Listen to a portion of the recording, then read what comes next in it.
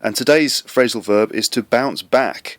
To bounce back. Now this means to recover, to become healthy or happy or successful again after something bad has happened.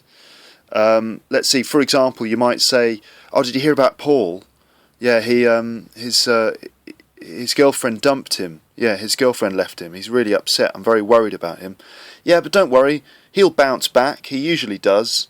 So to bounce back in that case means that Paul will get over the loss of his girlfriend. He's going to recover. He'll get better. Okay, so he'll bounce back. He usually does. All right. You can also use it to talk about something like the economy or a business. For example, the economy has suffered after the economic crisis, but reports indicate that it will bounce back in the next couple of years. So to bounce back means to recover, to get better again. He's very sad about his girlfriend leaving him, but he'll bounce back. Okay?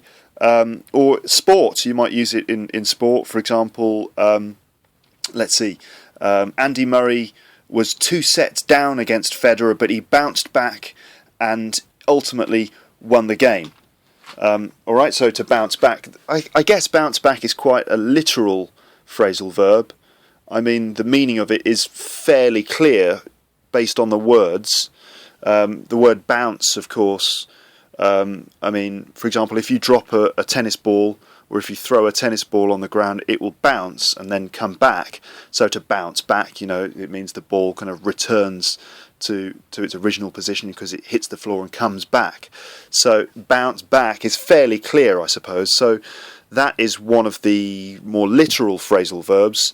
You'll know that some phrasal verbs are literal, meaning that the meaning is fairly clear based on the words in the phrase, and some phrasal verbs are idiomatic, which means it's much harder to identify the meaning of the phrasal verb from the words used. For example, if you consider the word take off, the plane took off.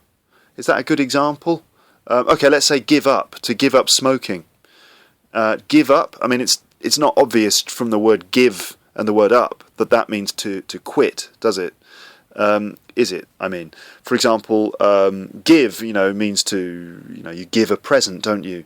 So give up, why does that mean quit? It's really idiomatic. So there are difficult phrasal verbs, the idiomatic ones, and there are more easy phrasal verbs, or easier ones, like the more literal ones, like bounce back, for example. I hope that you're not confused by what I've just said. Maybe you're sitting there or standing there kind of going, what's going on? So you're probably feeling a bit confused, but don't worry, you'll bounce back and everything will be all right. See what I did? I used the phrasal verb. Yes. Now, if you fancy it, then why don't you write a comment or leave a voice comment in which you use the expression to bounce back. Okay, I suggest that you do that in order to practice. So use the expression bounce back in a comment, and that will be great. It'll be good for you.